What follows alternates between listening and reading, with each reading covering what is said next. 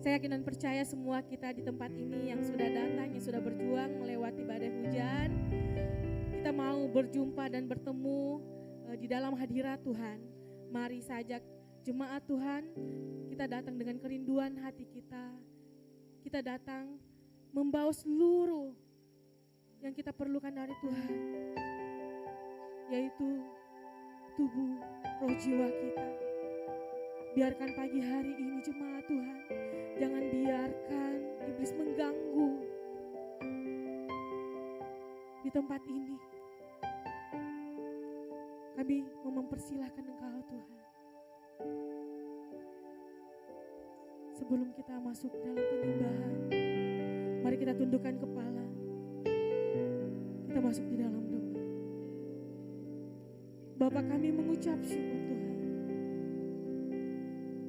Kasih-Mu tak pernah meninggalkan kami. Kasih-Mu ada selalu bersama dengan kami. Engkau memberikan kami perkenanan-Mu Bapa, sehingga kami ada di tempat ini. Kami mau bersekutu. Kami mau menyembah Engkau Allah yang hidup. Pulihkan setiap kami. Kami membawa kerinduan hati kami kepadamu Tuhan. Jangan Engkau membiarkan roh-Mu daripada kami Bapa. Tapi kami membuka hati kami. Kami mau Tuhan roh-Mu ada tinggal bersama dengan kami. Dan hadirat-Mu memenuhi ruangan di tempat ini Bapa. Berkati ibadah kami Tuhan. Dari awal, pertengahan hingga akhirnya. Kami serahkan di dalam nama Tuhan Yesus. Nama yang ajaib, nama yang penuh kuasa. Terima kasih Bapa. Engkau berkati juga Tuhan para jemaat-Mu mungkin yang masih dalam perjalanan. Engkau tibahkan mereka dengan penuh selamat di tempat ini. Biarkan mereka bisa Tuhan bersama-sama dengan kami menaikkan pujian, menaikkan penyembahan bagi Engkau Allah yang hidup. Terima kasih Bapa, terima kasih Allahku yang baik. Inilah doa dan permohonan kami. Kami serahkan ibadah kami ke dalam tangan-Mu. Haleluya. Di dalam nama Tuhan Yesus. Amin. Jemaat Tuhan, kita tetap dalam sikap penyembahan. Kita membuka hati kita. Kita mempersilahkan roh Tuhan. Rohnya turun di atas kita. Biarkan kita mengalami lawatan yang dahsyat daripada Tuhan pagi hari ini. Terima kasih Tuhan. Kami membawa kerinduan kami kepadamu Bapa.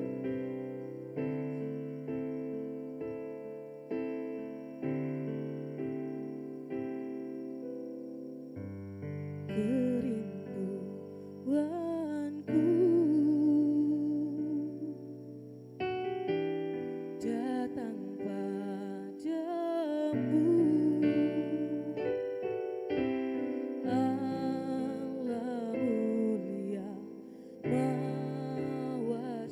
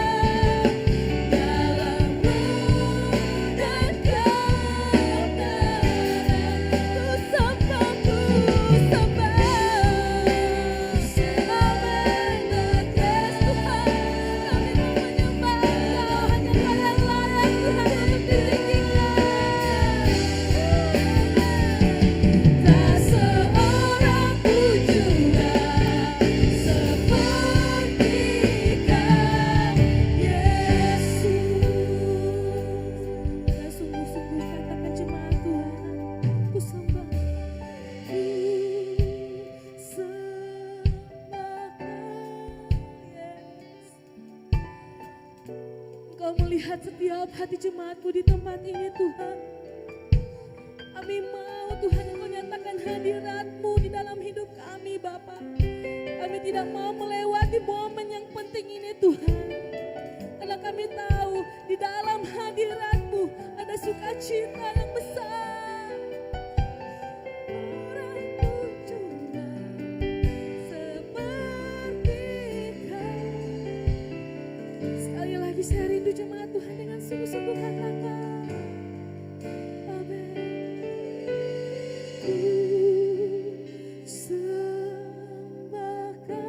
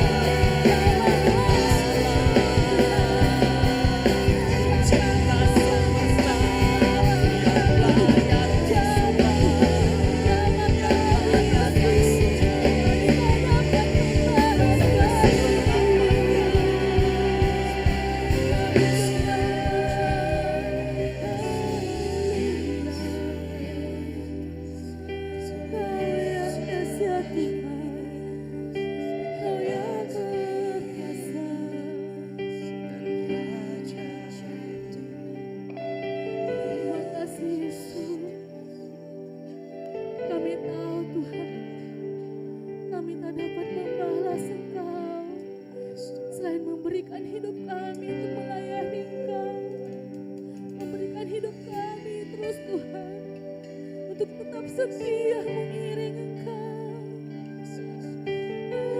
Haleluya. Pulihkan setiap kami Bapa. Pulihkan setiap hati yang hancur Tuhan. Kami mau komitmen Tuhan di tahun ini. Kami akan lebih lagi Tuhan di dalam Engkau Bapa. Kami tidak mau padamkan api-Mu di dalam hidup kami Tuhan. Kembalikan kasih-Mu Tuhan. Kembalikan kasih yang mula-mula itu di dalam hidup-Mu jemaat Tuhan. Tuhan tidak meminta banyak. Tuhan hanya ingin Engkau taat, tekun dan setia terhadap Dia.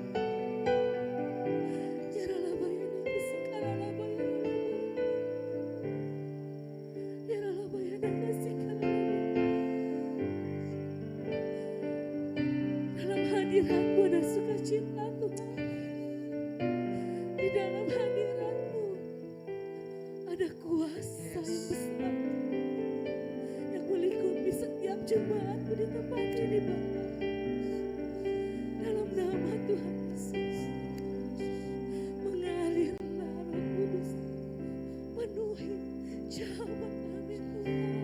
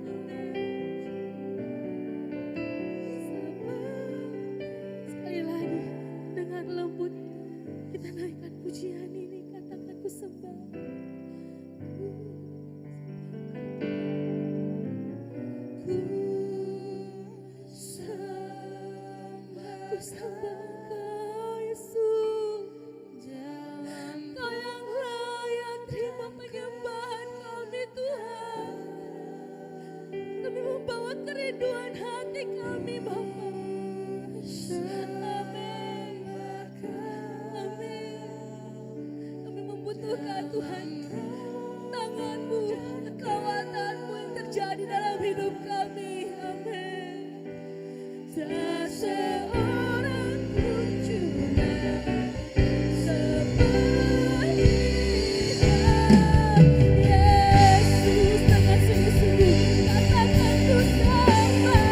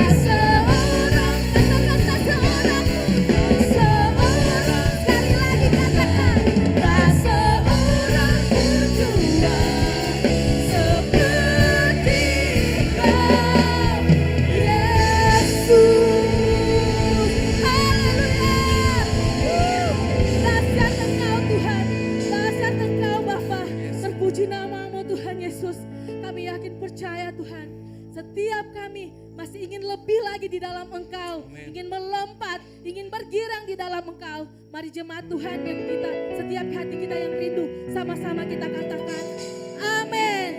Terpuji namamu Bapa, haleluya. Mari kita lebih lagi jemaat Tuhan. Kita akan lebih lagi di hadapan Tuhan.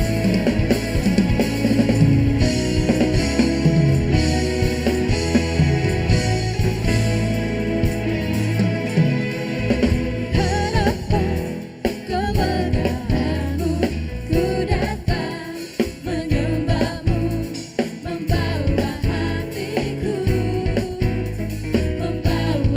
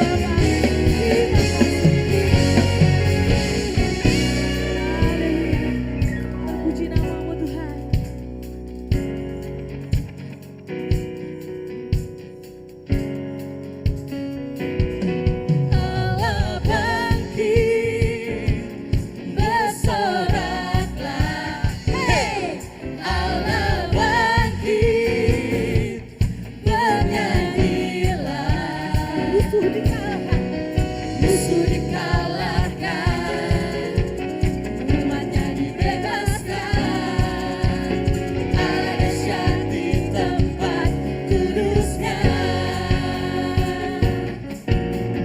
Haleluya.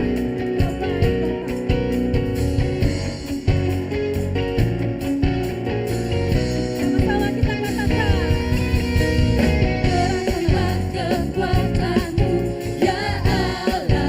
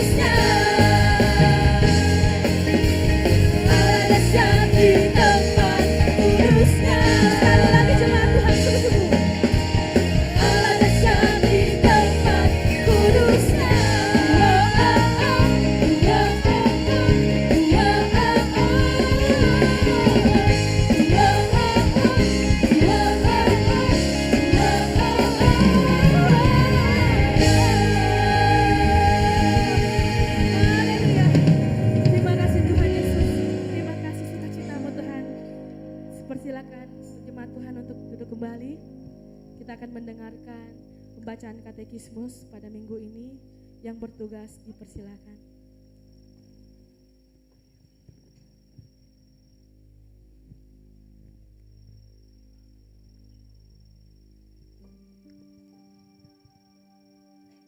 Shalom. Katekismus minggu ini terdapat satu pertanyaan yang sama dengan minggu lalu. Pertanyaannya akan saya bacakan dan jawaban akan kita baca bersama-sama. Pertanyaannya, bagaimana hubungan antar pribadi kealahan dalam Trinitas? Mari kita baca bersama-sama jawabannya. 3, 2, 1. Hubungan Roh dengan Bapa, terdapat beberapa sebutan yang mengungkap relasi antara Roh dengan Bapa, antara lain Roh Kudus adalah Roh Bapa. Roh Kudus adalah Roh yang membangkitkan Yesus dari kematian, Roh Allah yang hidup, Roh Tuhan yang berdaulat atau berkuasa. Demikian katekismus minggu ini. Tuhan Yesus memberkati.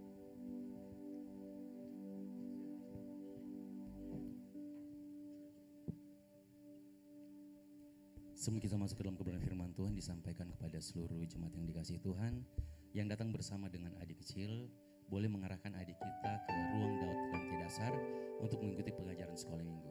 Terima kasih. Mari kita siapkan hati kita pagi hari ini. Kau sumber kekuatan kami Tuhan, Kau yang membawa kami sejauh ini Tuhan, terus melangkah melewati badai hidup Tuhan. Kami percaya ada tangan Tuhan yang perkasa yang memegang setiap kami Tuhan. Kami mengatakan terima kasih. Terima kasih Yesus, Kau sumber kekuatan kami. Terima kasih Tuhan. Kuasa-Mu nyata di dalam kelemahanku, kekuatan-Mu menopang seluruh hidupku. Dari mana datang pertolonganku? Hanya Yesus pertolonganku. Boleh sekali lagi katakan, kuasa-Mu nyata di dalam kelemahanku, kekuatan-Mu menopang seluruh hidupku. Dari mana datang pertolonganku? Hanya Yesus pertolonganku. Engkaulah sumber kekuatan hatiku, tempat persembunyianku. Engkau penolong di saat susahku, tempat perlindunganku. Kau menara dan perisai di hidupku. Boleh tepuk tangan bagi kita yang dahsyat pagi hari ini. Kuasa-Mu nyata di dalam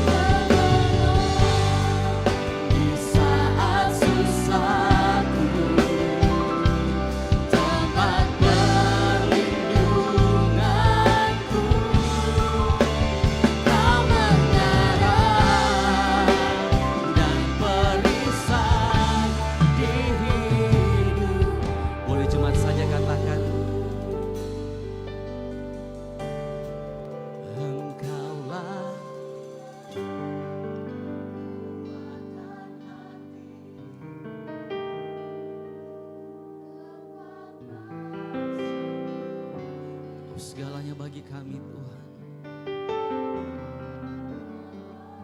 Kau yang ada setiap waktu dalam kehidupan kami Tuhan. Tidak sekalipun Kau tinggalkan kami.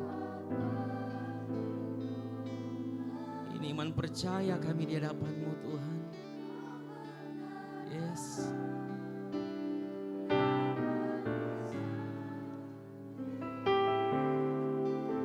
Boleh sekali lagi katakan pujian ini dengan lembut sambil kita bangkit berdiri bersama-sama.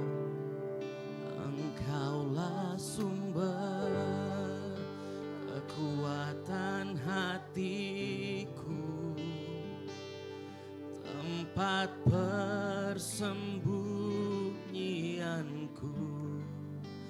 Engkau penolong di saat susahku, tempat perlindunganku. Kau menara dan perisai di hidupku.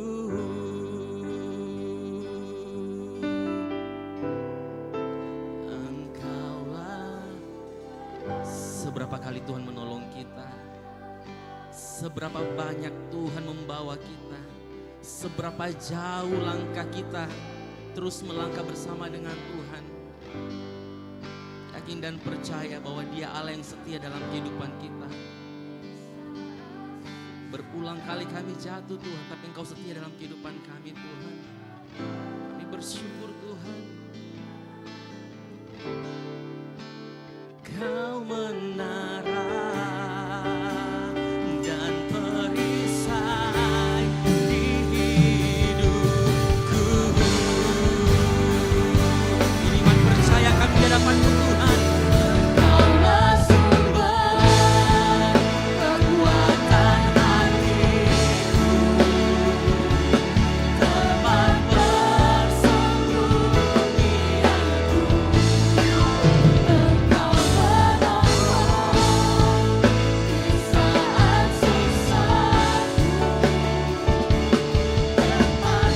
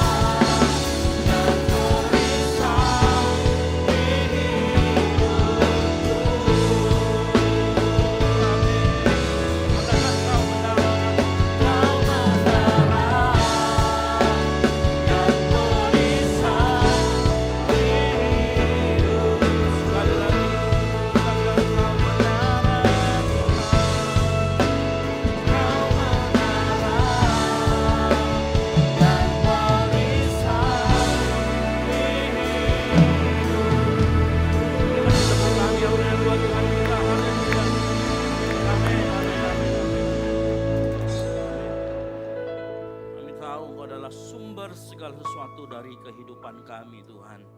Oleh karena itu pagi hari ini kami mau tunduk pada Sang Sumber, Sang Bapa itu sendiri melalui Tuhan Yesus Kristus. Pujian penyembahan kami naikkan biar berbau harum di hadapan-Mu Tuhan. Dan tiba saatnya kami mau merendahkan hati kami mau buka mata kami mau buka pendengaran kami, hati kami mau arahkan kepada firman Tuhan yang akan disampaikan. Bapa yang baik, berbicara kepada setiap kami melalui firman Tuhan yang disampaikan. Dan biar Roh Kudus menerjemahkan sesuai dengan apa yang menjadi kehendak-Mu dalam kehidupan kami. Sehingga kehidupan kami bukan lagi kehendak kami yang jadi, tetapi kehendak Bapa yang jadi dalam kehidupan kami. Kami berdoa Tuhan, seluruh bungkus kami semua di tempat ini, orang demi orang, Sehingga saat firman Tuhan disampaikan, kami terlindungi dari niat-niat kejahatan, roh-roh jahat yang mau mengambil benih-benih firman Tuhan itu. Yang mau mengacaukan segala macam konsentrasi kami. Kami mau patahkan di dalam nama Tuhan Yesus Kristus. Kami mau duduk diam mendengarkan firman Tuhan. Sekali lagi berbicara kepada kami. Singkapkan kepada kami apa yang menjadi kehendak-Mu. Sehingga kami suatu kali berdoa, biarlah kehendak-Mu yang jadi, bukan kehendak kami Tuhan. Kami serahkan pemberitaan firman ini. Urapi kami semua, tidak terkecuali hamba-Mu yang akan memberitakan firman Tuhan. Di dalam nama Tuhan Yesus Kristus, yang siap mendengarkan firman Tuhan dan belajar sama-sama, katakan amin, amin, amin. Silakan duduk. Baik, selamat pagi, shalom. Puji Tuhan, di tengah hujan yang cuaca yang tidak bersahabat, saya yakin kita semua orang-orang Kristen yang tangguh, makanya mau datang ke gereja. Yang setuju katakan amin. Nah, yang di rumah jangan lupa nanti yang bisa datang ke onsite, datanglah ke onsite. Ya, kecuali kita punya keterbatasan yang tidak bisa kita atasi lagi. Ya. Baik, hari ini, pagi hari ini kita akan belajar sesuatu mengenai revival. Ya. Nah, ini penting buat kita bersama-sama belajar hal ini. Dan saya harap setelah kita pulang dari tempat ini kita belajar firman Tuhan, ada sesuatu yang Tuhan gerakan, Tuhan berbicara kepada setiap kita, dan hidup kita, saya berdoa tidak sama lagi saat kita datang. Kita berubah, hati kita berubah, pembaruan budi kita terjadi dalam kehidupan kita. Mari kita buka bersama-sama di dalam Mazmur 51 ayat 1 sampai dengan 21. Ya, Mazmur 51 ayat 1 sampai dengan 21. Saya jemput jemaat Tuhan bangkit berdiri untuk kita menghormati firman Tuhan. Dengarkan baik-baik, saya akan membacakan ayat pertama dan kedua. Setelah itu ayat ketiga, Bapak Ibu Saudara sekalian, nanti ayat keempat kita akan bergantian dan bergantian seterusnya. Hanya ayat 1 dan 2 yang saya bacakan. Lalu kemudian nanti setelah itu ayat ketiga Bapak Ibu Saudara sekalian, ayat keempat saya, ayat kelima Bapak Ibu Saudara sekalian, dan sampai dengan ayat 21 kita akan baca bersama-sama. Yang mengerti katakan amin. Baik. Pengakuan dosa untuk pemimpin biduan, Mazmur dari Daud. Ketika Nabi Nathan datang kepadanya setelah ia menghampiri Batsheba. 3.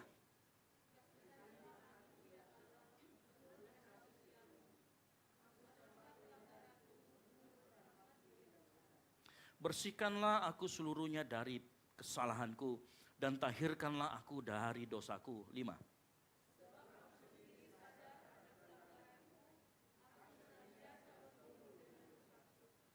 Terhadap engkau sajalah aku telah berdosa dan melakukan apa yang kau anggap jahat, supaya ternyata engkau adil dalam putusanmu, bersih dalam penghukumanmu. 7.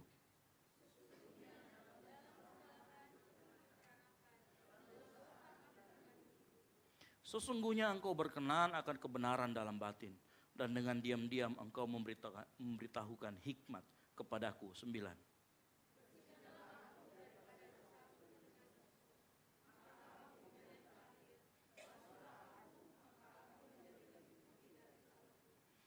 Biarlah aku mendengar kegirangan dan sukacita. Biarlah tulang yang kau remukkan bersorak-sorai kembali. 11.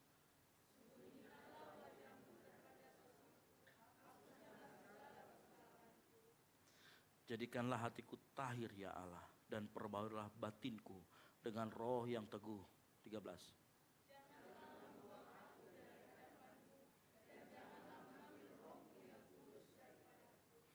Bangkitkanlah kembali padaku kegirangan karena selamat yang daripadamu, dan lengkapilah aku dengan roh yang rela.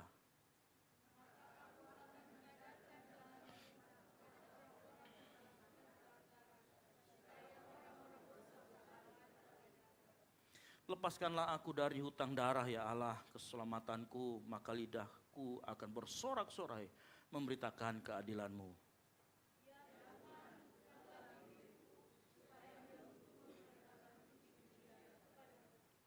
Sebab engkau tidak berkenan kepada korban sembelihan, sekiranya aku persembahkan korban bakaran, engkau tidak menyukainya. 19.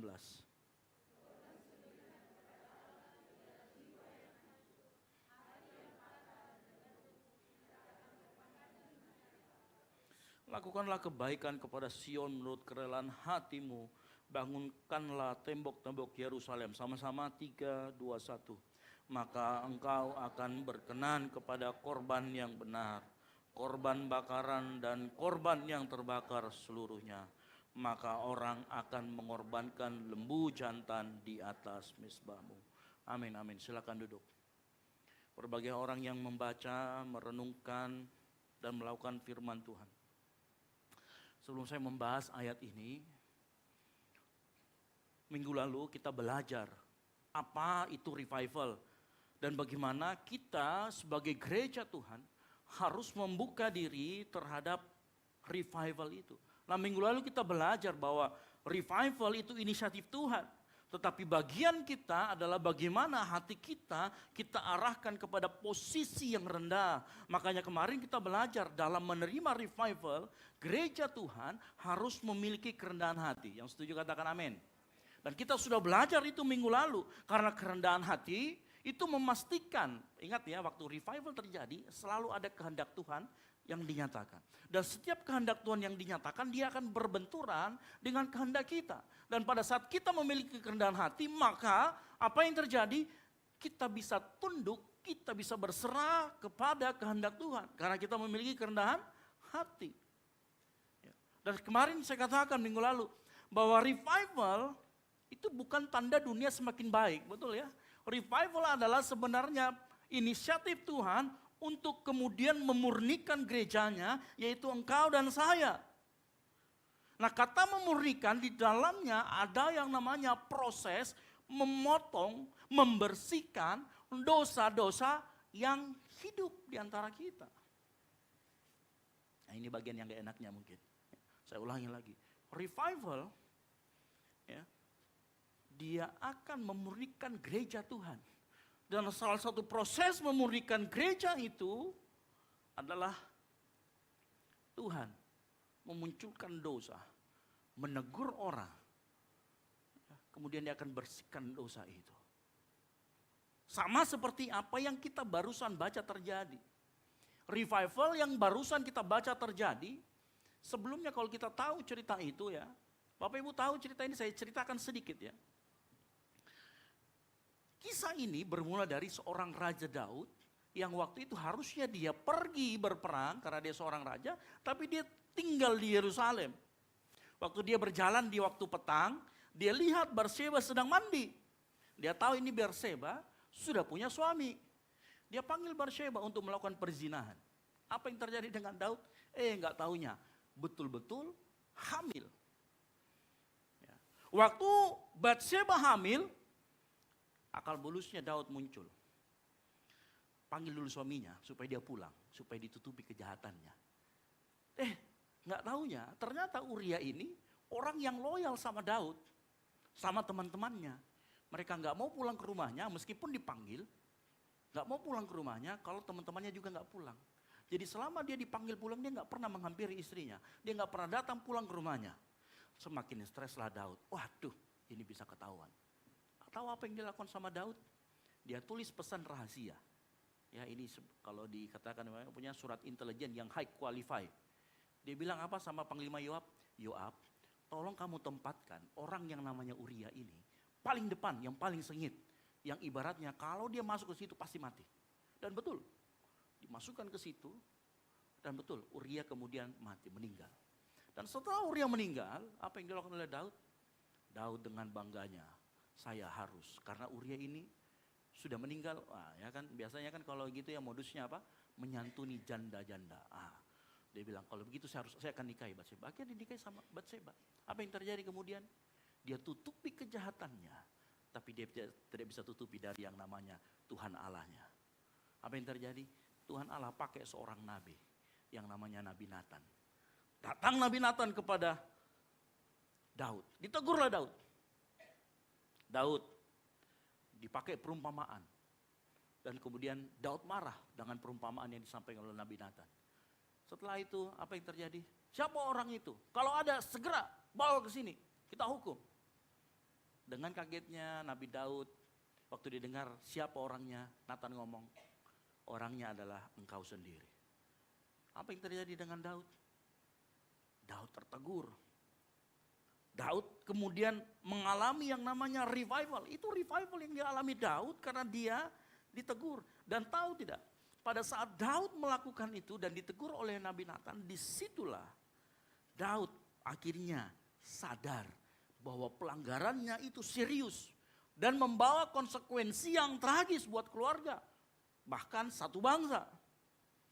Dan dari sejarah Israel, inilah salah satu masa di mana Israel memasuki masa kelamnya. Tapi perhatikan, Daud mengalami revival. Apa itu revival? Kita sudah bilang, Daud mengalami pemurnian dari Tuhan. Nah, menariknya begini. Pagi hari ini kita akan belajar bagaimana Daud memiliki sikap hati yang baik, sikap hati yang seperti apa, sehingga pada saat dia menerima teguran dari Nabi Nathan, dia bisa melakukan beberapa respon, bahkan arah hatinya cenderung benar. Nah, ini yang kita akan pelajari pagi hari ini. Kita perlu bersikap seperti Daud. Yang pada saat revival terjadi, pada saat ternyata revival itu ada teguran Tuhan di dalamnya, Daud gak lari. Nah, mengapa kita perlu belajar seperti ini? Saya mau kasih tahu. Saya kasih tahu, revival selalu akan ada kehendak Tuhan. Kehendak Tuhan adalah memurnikan gerejanya. Saat gereja Tuhan dimurnikan, berarti ada dosa-dosa yang akan disingkapkan, akan ada dosa-dosa yang kemudian ditegur oleh Tuhan. Ya. Dan kalau kita jujur, kalau kita tidak punya kesiapan hati, maka kita bisa lewat. Kita bisa terjadi seperti apa yang terjadi dengan Saul. Ya. Karena Bapak Ibu begini ya, dalam revival kan ada nubuatan.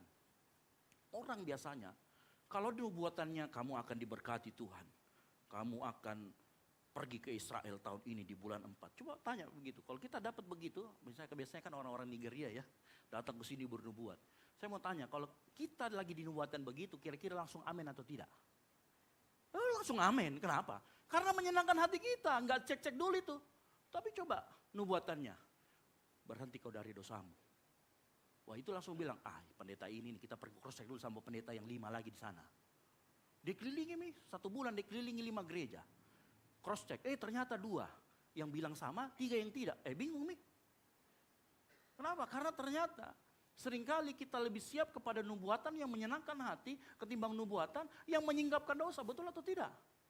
Makanya kita perlu belajar sikap hatinya bagaimana. Dan saya nggak perlu ajari sikap hati kalau kita menerima nubuatan yang senang, betul tidak? Semuanya bisa, nggak perlu tanya Tuhan, nggak perlu tanya Roh Kudus, langsung amin. Tapi coba, nubuatannya adalah nubuatan yang menegur kita.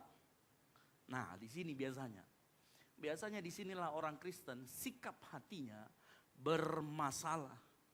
Makanya pagi hari ini, sebelum saya mulai lebih lanjut lagi, mari kita buka hati kita, telinga kita lebar-lebar.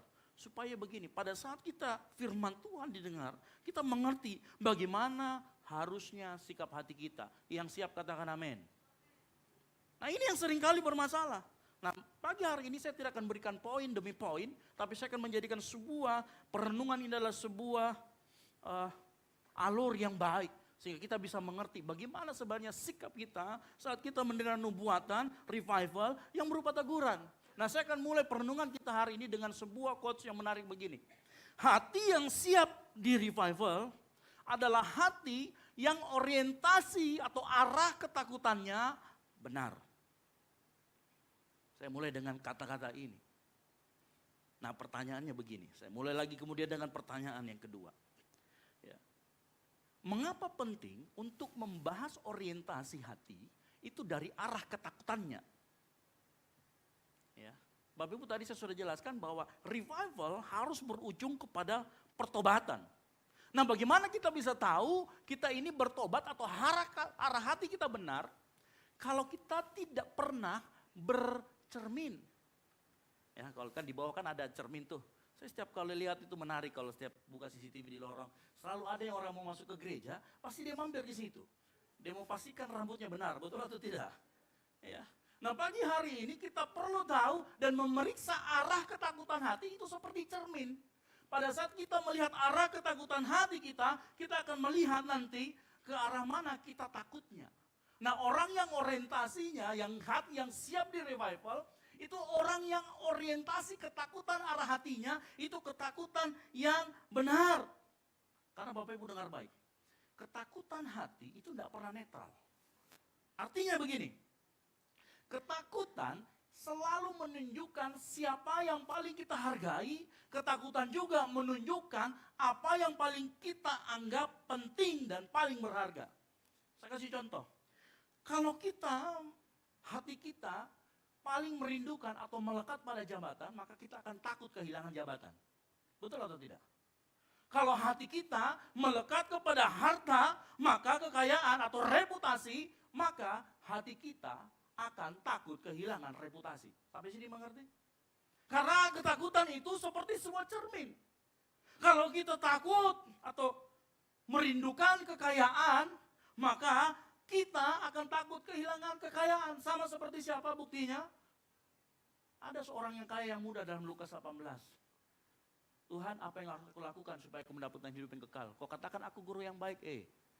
Pergi jual milikmu, bagikan kepada orang miskin, dan ikutlah. Apa yang terjadi dengan anak muda ini? Pulang. Dikasih lihat cermin sama Tuhan. Ini loh cermin dirimu. Arah ketakutanmu itu ternyata takut harta, bukan gak mau takut ikut aku. Lalu dia pergi dengan sedih. Halo, orang kaya yang muda, gagal. Tapi ada satu orang juga yang berhasil. Makanya dia disebut dengan bapak orang percaya. Siapa? Abraham. Abraham yang paling dirindukan oleh dirinya apa? Keturunan, betul atau tidak? Pada saat dia diberikan keturunan, Tuhan lihat, hatinya sudah mulai melekat kepada apa yang dijanjikan. Bukan melekat kepada sang pemberi janji, tapi dia melekat kepada apa yang dijanjikan. Tuhan ngomong apa? Kasih anakmu. Betul atau tidak? Dan apa yang terjadi dengan Abraham? Abraham berhasil. Dia membuktikan dirinya bahwa hatinya tidak melekat pada apa yang dia rindukan. Makanya saya mau kasih tahu, arah ketakutan hati kita merupakan sebuah cermin untuk kita melihat hati kita itu bersih, hati kita itu ada di track yang benar atau tidak. Ya. Martin Luther pernah berkata begini, dia bilang gini, whatever your heart clings to and confidence in, that is really your God. Apapun yang hatimu lekat dan andalkan, itulah sesungguhnya Allahmu. Dalam pembahasannya mengenai 10 perintah Allah, dia ngomong seperti ini. Jadi apapun ketakutan kehilangan kita, saya mau beritahu, itu bukan cuma musuh rohani, tapi itu cermin rohani kita, posisi hati kita, karena ketakutan kehilangan akan membuat kita melihat apa yang sebenarnya kita dambakan dan apa yang kita sembah, yang mengerti katakan amin. Dan apa yang kita lindungi itulah yang paling kita sembah. Bapak Ibu tahu, revival tidak pernah terjadi dari ketarah ketakutan yang salah. Saya ulangi lagi, revival tidak akan terjadi kalau arah hati kita salah. Kalau ketakutan dari arah hati kita salah, maka revival tidak akan pernah terjadi dalam hidupmu. Itu sama artinya kita sedang tidak merendahkan diri. Nah perhatikan, saya akan coba bahas, lihat apa yang kita baca. Bapak Ibu perhatikan, saya akan kasih 2 contoh yang sering sekali para pendeta, tapi saya mau kita lebih dalam lagi. Ada 2 contoh tokoh, Daud dan Saul. Ya. Daud dan Saul itu sama-sama berdosanya di hadapan Tuhan. Bahkan beberapa penafsir berkata begini, dosanya Daud itu jauh lebih berat. Karena di dalamnya ada politik kekuasaan, ada nafsu, hawa nafsu. Lengkap. Apa yang dilakukan Daud? Ada manipulasi, ada iri hati di sananya. Kenapa ya? Kenapa saya katakan iri hati? Gak tahan lihat wanita cakep gitu. Padahal istri-istri sebelumnya Daud itu sudah cantik-cantik. Ada tamak juga di sana. Lengkap, komplikasi. Kalau saya katakan dosa Daud ini komplikasi. Sudah tingkat parah. Dua-duanya sama-sama berdosa. Dan saya mau kasih tahu, dua-duanya sama-sama mengaku dosa. Ya bukan hanya dua-duanya berdosa, tapi dua-duanya sama-sama mengaku dosa. Tetapi Saul memiliki arah orientasi ketakutan yang berbeda dengan arah orientasi ketakutannya Daud. Makanya pada saat orientasinya salah, Cara mereka merespon juga salah. Cara mereka melihat apa itu dosa juga salah. Makanya kita perlu belajar pagi hari ini. Ya. Perhatikan Daud, Bapak Ibu Saudara sekalian, perhatikan Daud. Mazmur 51 yang kita baca barusan, itu semacam pengakuan dosa yang terdalam dari seorang Daud. Apa yang barusan kita baca, kenapa saya ngotot? Pagi hari ini kita harus bacakan, harusnya itu juga kita yang terjadi dengan kita. Ya. Daud, Mazmur 51 lahir dari momen paling kelam dalam kehidupan Daud. Ini bukan dosa kecil, ini skandal moral, ini penyalahgunaan kekuasaan, ini manipulasi, ini pembunuhan secara tidak langsung. Dan menariknya, waktu Nabi Nathan datang dia tegur Daud. Daud tidak bilang, ya Tuhan pulihkan reputasiku, ya Tuhan amankan tahtaku, tenangkan rakyatku. Oh tidak. Mazmur 50 ayat 13, lihat bagaimana respon Daud, dia bilang apa? Jangan membuang aku dari hadapanmu dan jangan mengambil rohmu yang kudus daripada. Dari sini kita tahu Daud gak pernah takut kehilangan mahkota, betul atau tidak? Daud tidak pernah takut kehilangan mahkota. Daud takut kehilangan roh Tuhan. Ini bukan karena Daud lebih rohani, bukan. Bukan karena Daud lebih rohani, tapi karena Daud belajar dari Saul sebelumnya. Kalau kita membaca nanti kisah tentang Saul di ayat 15 dan di pasal 1 Samuel di pasal 15, di pasal 16, ya. Daud tahu betul Saul pernah menjadi raja yang diurapi ada roh Tuhan, tetapi Daud juga tahu Saul pernah menjadi raja tapi tidak ada roh Tuhan. 1 Samuel 16 ayat 14a berkata, tetapi roh Tuhan telah mundur daripada Saul. Daud tahu sejarah. Dia lihat sendiri bagaimana Saul, roh Tuhan undur daripadanya. Kenapa? Ya kan dia yang mainkan kecapi. Kalau ini diserang oleh roh jahat, siapa yang mainkan kecapi? Daud. Jadi Daud tahu persis apa yang terjadi dengan Saul. Bukan karena Daud sekedar lebih rohani, tetapi Daud sadar betul. Daud itu begini, tanpa kehadiran Tuhan dalam hidupnya, dia bisa tetap jadi raja. Tetapi dia bukan siapa-siapa di hadapan Tuhan. Ini kesadaran Daud. Ya. Makanya dengar baik pagi hari ini. Engkau bisa diberkati Tuhan. Engkau bisa dapat jabatan yang tinggi. Engkau punya perusahaan dan sebagainya. Tapi engkau bisa tetap bukan siapa-siapa di hadapan Tuhan. Engkau bisa berkhotbah dengan bagus. Tapi engkau tetap bukan siapa-siapa di hadapan Tuhan. Kenapa? Perhatikan, nanti kita akan belajar sama-sama. Ya. Makanya saya selalu katakan begini, hati-hati dengan konsep teologi kemakmuran yang mengatakan bahwa kalau orang diberkati, artinya dia disertai Tuhan. Ini konsep yang salah, akan membawa kita pada judgement yang salah. Ya. Karena terbukti, Saul tetap jadi raja, tapi tidak disertai Tuhan. Bisa enggak? Nabi-nabi palsu menyembuhkan? Bisa. Matius kan jelas berkata, nyala daripadaku engkau pembuat kejahatan. Dia bisa gak bikin mujizat? Bisa. Tetapi Tuhan tidak kenal dia. Daud takut sekali dalam posisi itu. Ya. Makanya jangan sekali lagi saya katakan, saya ulangi. Jangan punya konsep seperti teologi kemakmuran. Kaya artinya disertai Tuhan. Bahagia artinya disertai Tuhan. Kalau bahagia disertai Tuhan, robek itu kitab Ayub. Karena Ayub tidak pernah. Mungkin kalau kita baca seluruh ininya cuman bagian awal dan terakhir dia bahagia. Tapi tengah-tengahnya penderitaan. Kitab Ayub 95% diisi dengan penderitaannya Ayub. Keluh kesahnya. Masih bilang seperti ini. Ya.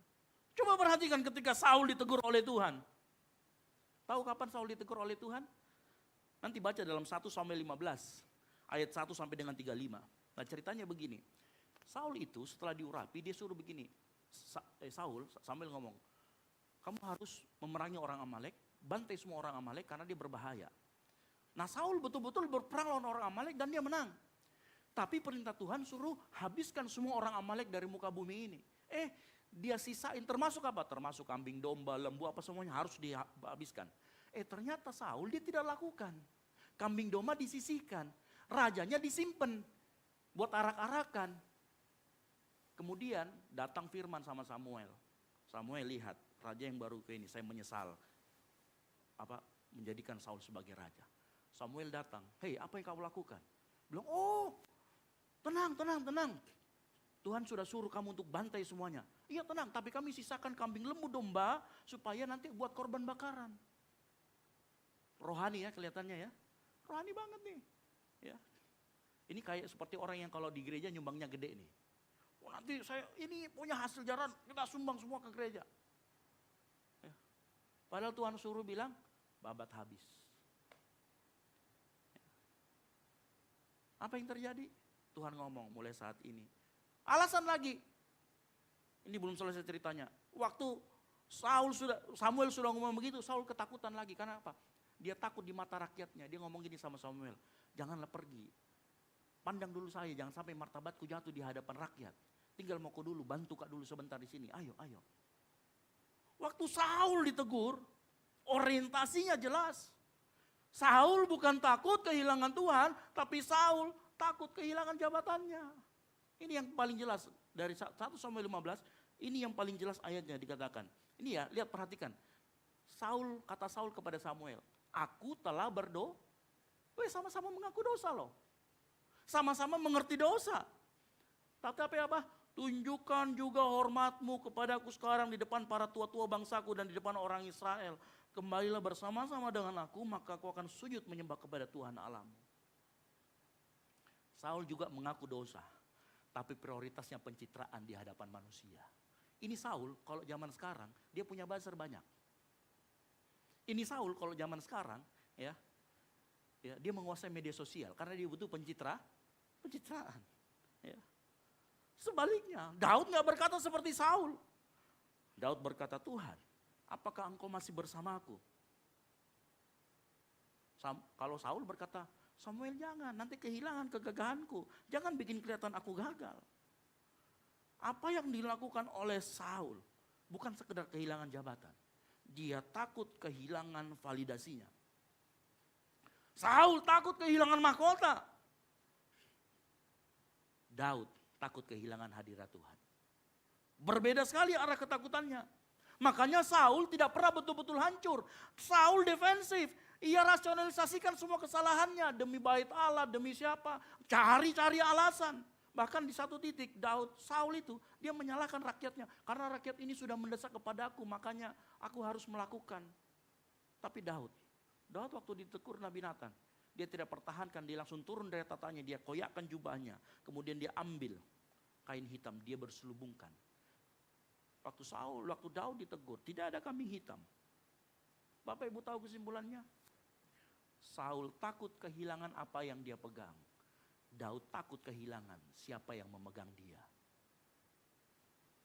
Beda sekali arah ketakutannya.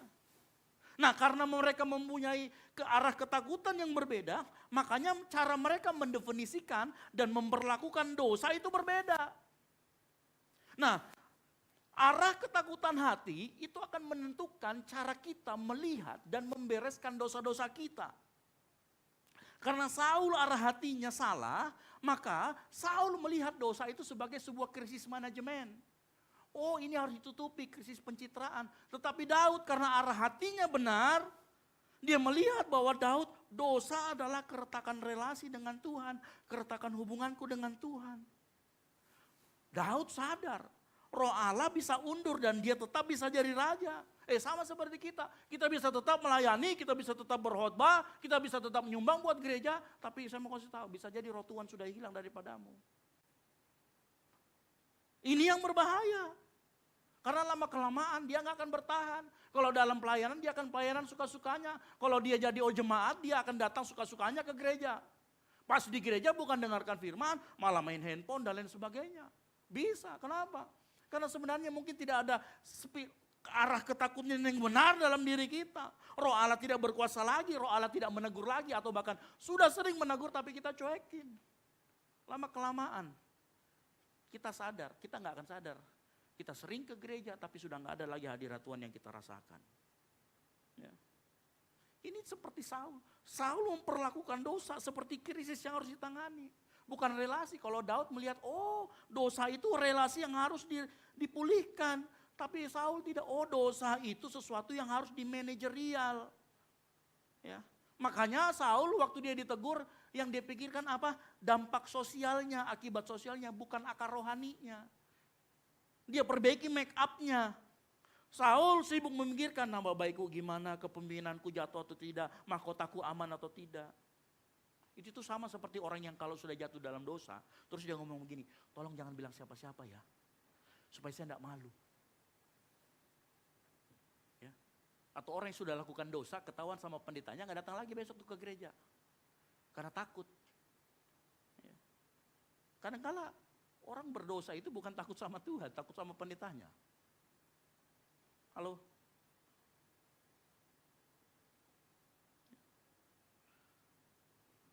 Saul waktu berdosa, dia mencoba mengendalikan kerusakan. Bukan dia merendahkan hati di hadapan Tuhan seperti Daud. Makanya dia cara membereskannya punya harus cepat beres. Jangan sampai pencitraanku salah. Pakai alasan rohani. Pakai manajemen dosa. Makanya nggak kelihatan. Makanya ini sangat berbahaya hari-hari ini. Kita lihat banyak sekali orang mengaku di dalam gereja hidupnya pelayanan, berkhotbah, datang ke gereja bisa 3 kali seminggu. Tapi hidupnya tidak pernah ada hadirat Tuhan, tidak pernah sebenarnya disertai Tuhan. Kenapa? Arah hatinya salah, cara melihat dosanya salah. Daud gak begitu, Daud betul-betul memperlakukan dosa sebagai sesuatu yang serius. Daud tahu betul dosa itu menghancurkan keintimannya dengan Tuhan. Makanya kalau kita baca nanti Mazmur 50, kalau kita baca ulang Mazmur 51 ya. Di ayat ketiga dia sudah ngomong, kasihani aku ya Allah. Dia ngomong lagi di ayat 6, terhadap engkau sajalah aku berdosa. Ini maksudnya bukan dia menghilangkan dosanya sama Uria sama Betseba, bukan. Tapi dia tahu apa yang dia lakukan itu menyakiti hati Tuhan. Ya. Bapak Ibu, saya mau kasih tahu, saya kasih ilustrasi sedikit. Kenapa dosa? Kita harus melihat sebagaimana Daud melihat dosa itu. Siapa yang di sini pernah anak kecil? Ya semuanya pasti pernah mengalami anak kecil ya. Tiba-tiba mamanya itu ngomong begini, mama kita ya, atau siapa yang mamanya di sini ngomong gini. Isra, iya mak, tolong dulu belikan ini terasi di sana. Kalau tidak ada terasinya, tidak jadi ini masakannya. Ya, coba waktu itu, waktu kita disuruh begitu, terus kita bilang gini, tidak mau jak mak, malas kak. Saya mau tanya, yang tidak jadi makanannya saja atau hubunganmu dengan mamamu yang rusak? Makanan tidak jadi dan sepanjang hari, ya kau bisa tidak makan, tidak dikasih makan sama mamamu, betul tidak? Kenapa? Karena pada saat kita melanggar, bukan hanya masakan yang tidak jadi, tetapi hubungan kita dengan orang tua kita juga jadi rusak. Nah Daud melihat bukan cuma sekedar masakan yang gak jadi. Daud melihat, oh ini masalah relasi, ini masalah hubungan saya sama Tuhan. Makanya dia ngomong, jangan ambil rohmu daripada aku. Tahu roh itu buat apa? Roh itu Tuhan taruh, Roh Kudus Tuhan taruh dalam hati kita supaya kita bisa berkomunikasi dengan Tuhan. Tuhan bisa berbicara langsung kepada kita yang mengerti, katakan amin. Daud tahu kalau itu diambil dari dirinya, dia bukan siapa-siapa. Mengerti perbedaannya? Ya. Daud sadar dia lakukan hal buruk. Makanya dia bilang begini, aku ini rusak dari dalam. Makanya kalau kita membaca di Mazmur 51 ayat 7 dia berkata begini, sesungguhnya dalam kesalahan aku diperanak, dalam dosa aku dikandung ibuku. Daud sadar masalah dosa itu bukan masalah modifikasi perilaku. Daud sadar betul dosa itu dari dalam. Masalahnya dengan dia ngomong begini, Daud melihat dosa gak bisa diatasi dengan manajemen dosa seperti Saul. Daud sadar betul bahwa dia butuh anugerah dari Tuhan untuk membereskan dosa-dosanya. Dan titik yang paling menegangkan buat saya adalah, ini yang paling kita, wow. Pada saat Daud ditegur, dia menyanyikan Mazmur 51, yang kita baca tadi. Daud tidak pernah sekalipun tawar-menawar konsekuensi dari apa yang dia perbuat. Betul atau tidak? Daud gak pernah menawar hukumannya. Tahu kan hukumannya dia apa? Anak yang dikandung oleh Betseba hasil hubungan gelapnya mati. Betul ya? Apalagi yang terjadi dengan Daud? Pedang tidak akan lepas dari keturunan keluarganya. Bapak Ibu tahu setelah kejadian ini yang terjadi dengan anak-anak Daud itu saling memperebutkan tahta. Ada yang saling memperkosa, ada yang memperkosa gundik bapaknya sendiri. Tapi perhatikan Daud waktu dia jatuh dalam dosa, dia tidak tawar-menawar hukuman. Daud tidak berkata, Tuhan kurangi dong tanggung konsekuensiku. Tuhan batalkan dong, enggak. Dia berkata dalam Mazmur 51 ini loh. Jangan membuang aku dari hadapanmu. Jangan mengambil rohmu daripadaku. Seolah-olah dia ngomong gini, Tuhan jangan pergi nah, tetap di sini. Tahu artinya? Ini bahasa hubungan, ini bahasa relasi. Ya kalau yang pacaran ditinggalkan, ya kasih putus kak. Ya, sama seperti itu, Daud merasakan seperti itu. Ini menunjukkan ketakutan terdalam dari seorang Daud. Daud tahu betul relasinya dengan Tuhan tidak bisa ditawar. Nah seringkali manusia salah memahami revival. Banyak orang berpikir revival itu hidup langsung lancar. Kalau kita bertobat maka masalah langsung beres. Kalau kita bertobat konsekuensi dosa dihapus. Saya mau tanya, saya mau kasih tahu Mazmur 51 apa yang terjadi sama Daud. Itu tidak berarti kalau kita bertobat sungguh-sungguh, akibat dosa di dunia ini akan hilang. Dosamu diampuni, yes. Keintimanmu dengan Tuhan dipulihkan, iya. Hati dipulihkan, iya. Hara hidup dibenarkan, iya. Tetapi dampak dosa tetap ada. Bukan karena Tuhan kejam. Tetapi ini proses yang harus kita jalani. Bapak Ibu, saya mau kasih tahu. Tuhan mendidik kita itu bukan memanjakan. Lihat Daud. Daud tetap menangis, Daud tetap menuai apa yang dia tabur. Tetapi satu hal Daud yang tidak pernah dilakukan, yang tidak pernah terjadi dalam hidupnya. Daud tidak pernah ditinggalkan Tuhan. Makanya dia ngomong, tapi kan kita berkata Pak, tapi di Mazmur 51 ayat 16 berkata tuh, lepaskanlah aku dari hutang darah ya Allah. Saya mau kasih tahu, waktu dia ngomong seperti ini dia sedang menegaskan bahwa dia punya hutang darah, dia punya dosa yang dalam. Dia punya dosa seperti yang dilakukan oleh Kain. Waktu dia ngomong hutang darah, ingat? Waktu darah Kain tertumpah dia teriak sama Tuhan dan didengar sama Tuhan. Dia dengan posisikan dirinya bilang, saya ini berdosa.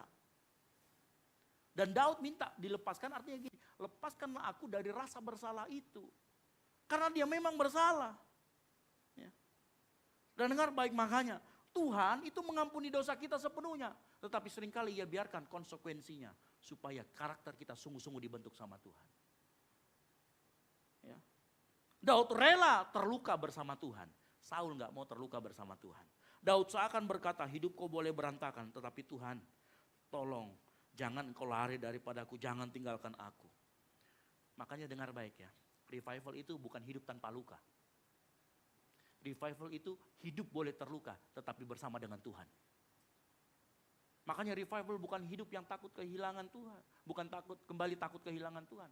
Melainkan revival adalah hidup yang kembali takut kehilangan Tuhan, bukan takut menanggung akibat. Halo. Saya ulangi tadi. Kenapa? Karena revival itu ada pertobatan. Pertobatan itu biasanya kita harus menanggung akibat. Nah revival itu yang takut betul-betul kehilangan Tuhan. Bukan takut menanggung akibat. Bapak Ibu dengar baik. Orang yang melihat, arah hatinya benar dan melihat dosa sebagai keretakan relasi yang hancur seperti Daud, dia akan mudah hancur hati. Dia akan mudah bertobat, dia akan fokus sama hadirat Tuhan, dia lebih siap diproses. Atau kalau mau saya rangkum kata-katanya begini, orang yang melihat dosa sebagai keretakan relasi itu lebih siap hatinya dalam menerima revival. Karena revival dimulai bukan saat kita pintar kelola dosa kita, pintar kita sembunyikan, tetapi saat kita mulai takut kehilangan relasi kita dengan Tuhan.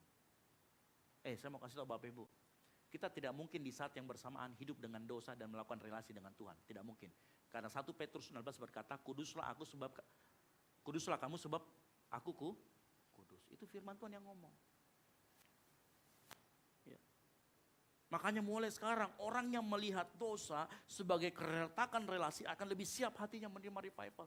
Inilah yang dimaksud dengan persiapan hati menerima revival. Nah mungkin kita bertanya begini, saya tahu ini sekedar main apologetika ya, supaya kita bisa ngerti main. Kita bisa tahu hermeneutika kita benar. Mungkin kita yang berkata gini, Pak dalam 1 Yohanes 4 ayat 18a, ini yang sering ya. Di dalam kasih tidak ada Tapi kok dari tadi Bapak ngomongnya tentang ketakutan. Apa maksudnya? Ya. Nah kalau kita baca dalam 1 Yohanes 4 ayat 18a, maka kita akan hanya dapat kasih, tidak akan ada ketakutan. Tapi ternyata kalau kita baca seterusnya, ada lanjutannya di sana.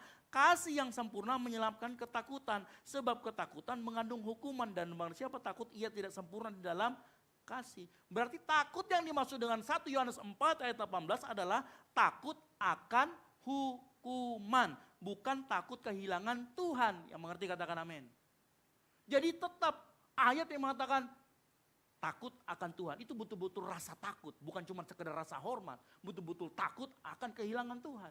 Karena takut yang dimaksud dengan ini adalah takut akan hukuman. Jenisnya itu cuma itu yang dihilangkan oleh kasih. Karena dengar baik-baik Bapak Ibu, dengar baik-baik. Ayat di atas itu berbicara tentang ketakutan yang mengandung hukuman. Nah kalau kita belajar lebih dalam lagi, ternyata ada ketakutan lain yang lahirnya dari kasih. Contoh, siapa di sini yang sayang sekali sama orang tuanya dan berkata begini, saya tidak akan pernah sakiti orang tua saya karena saya sayang sekali sama dia. Bukankah itu ketakutan menyakiti orang tuanya, betul atau tidak? Nah takut seperti ini adalah takut yang diciptakan, dihasilkan oleh kasih.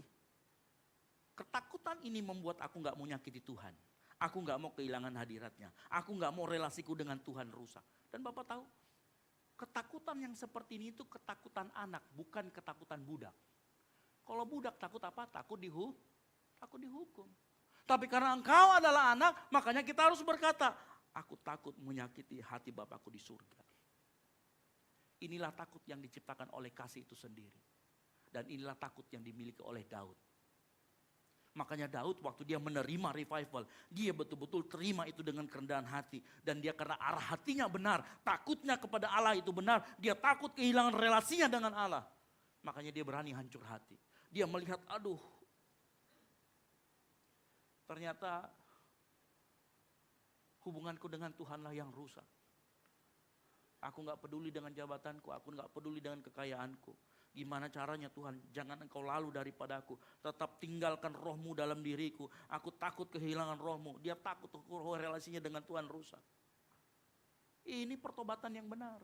Inilah sikap hati yang harus kita miliki saat Tuhan melakukan revival di antara kita. Yang mengerti katakan amin. Permasalahannya begini, ironi saat ini, ironinya. Ya. Orang bisa takut dosa, tapi tidak takut kehilangan relasinya dengan Allah. Apa maksudnya? Ya, Bapak Ibu hari-hari ini, takut dosa itu bukan berarti takut kehilangan Tuhan. Kadang-kadang takut dosa itu cuma karena kita takut ketahuan. Kenapa? Kalau kita ketahuan, nama baik kita rusak, betul atau tidak? Ternyata kita seringkali takut sama dosa, bukan takut sama kehilangan relasi sama Tuhan. Karena kita takut konsekuensinya, tanggung jawabnya, takut reputasi rusak, takut kehilangan harta, takut kehilangan perusahaan, takut dinilai nggak rohani. Orang bisa seperti ini, makanya orang bisa datang ke gereja tapi nggak punya hubungan sama Tuhan. Ya. Jadi yang ditakuti bukan dosa yang merusak relasi, tetapi yang ditakuti adalah dampak dari dosanya, konsekuensinya di dalam dunia. Nah hati-hati yang seperti ini, hati-hati yang tidak siap menerima revival. Sebaliknya kalau hati kita melihat dosa, masalah relasi, apa yang terjadi? Kita akan lebih mudah hancur hati. Kita akan lebih mudah rendah hati di hadapan Tuhan. Makanya hari-hari ini kalau orang ketahuan dosanya, dia tuh pasti gak datang ke gereja lagi tuh. Dia menghindari gereja. Karena ternyata orang-orang yang seperti ini hatinya tidak siap untuk di revival.